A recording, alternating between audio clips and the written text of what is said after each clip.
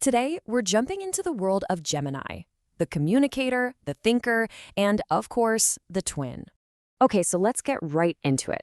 Gemini is the third sign of the zodiac, and it's this amazing archetype that's just swimming in intellect, communication, and this really fascinating duality that people have been obsessed with for centuries.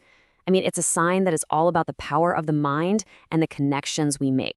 So, to really get Gemini, you've got to look at its astrological roots.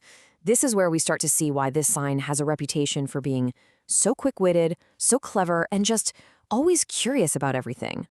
Right, so here's the breakdown. Gemini is an air sign, which totally explains its focus on all things mental and intellectual. It's also what's called a common sign, or you might know it as a mutable sign, which is all about change and transition. That's where that flexibility and adaptability comes from, and yeah, sometimes a bit of that indecisiveness too. And finally, it's a double-bodied sign, which points directly to that famous dual nature, the twins. But here's a thought. What if this duality isn't just some abstract idea? What if it's literally etched into our own bodies? Let's dive into this really cool historical concept that basically maps the stars right onto the human body. It creates this kind of celestial blueprint of our own anatomy. For centuries, all sorts of cultures around the world had this powerful idea that the human body was a microcosm, like a perfect tiny reflection of the entire universe. And this wasn't just some poetic idea. It was a huge part of their science and medicine. And the way they visualized this was through something called the Homo Signorum, or the Zodiac Man. This incredible diagram was used for, well, pretty much everything, from philosophy to actual medicine, like figuring out the right time for surgical procedures.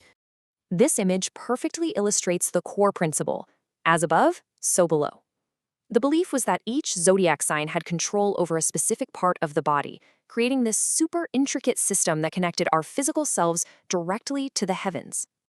Now, what's so cool about this is you can see the cosmic anatomy laid out. The zodiac starts at the top with Aries, ruling the head, then it moves down to Taurus, which governs the neck, and right after that, we get to our focus, Gemini, and its domain, the lungs, the nerves, and the arms.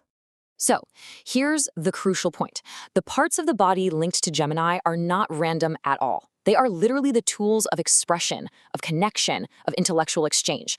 Let's take a closer look at what that means. First up, the lungs. This makes perfect sense, right? They draw in air, which is Gemini's element. And in ancient thought, breath, or pneuma, was seen as the physical vehicle for thought. It's what gives power to our voice. I mean, speech is really just shaped air when you think about it. Then you've got the nerves. Think of the nervous system as the body's own information superhighway. It's this incredible network that sends messages and signals at lightning speed, which is a perfect mirror for Gemini's role as the cosmic messenger, always processing information. And finally, the arms and the hands. These are our primary tools for everything. For gesturing when we talk, for writing things down, for building, for literally reaching out and connecting with the world and other people. They're how we bring our ideas into reality. But what's the engine driving all this intellectual and communicative energy? Well, the answer lies with Gemini's ruling planet, the quick and clever Mercury. So, Gemini is ruled by Mercury, named after the super-fast messenger of the gods. And this quote from an old astrological text really nails it. Mercury is known for being, well, pretty neutral. It doesn't really push its own agenda. Instead, it just takes on and amplifies the qualities of whatever sign or planet it happens to be hanging out with. So, in the airy dual sign of Gemini, Mercury is totally in its element. The planet of intellect and communication perfectly fuels the sign of the thinker and the talker. This partnership is what creates that classic Gemini vibe: quick-witted, endlessly curious, and super adaptable to new people and new information. These ancient ideas about the body and the cosmos, they haven't just vanished. They've actually evolved, and they've found new ways to exist in our modern world. Today, you see these principles pop up in specialized digital tools. For example, you might find something like a communications and connections forecast, which looks specifically at Mercury's cycles to give you a heads up on times when expression might be easier or a little more challenging. And it goes even deeper than that. There are in-depth personal reports, things like AstroTalk, which basically interpret your entire cosmic blueprint. What they do is translate those ancient symbols into a modern language that's all about self-awareness and personal growth. When it all comes down to it, this whole journey, from the celestial twins all the way to the zodiac man, it really shows us something timeless. These systems have always been like mirrors for self-reflection.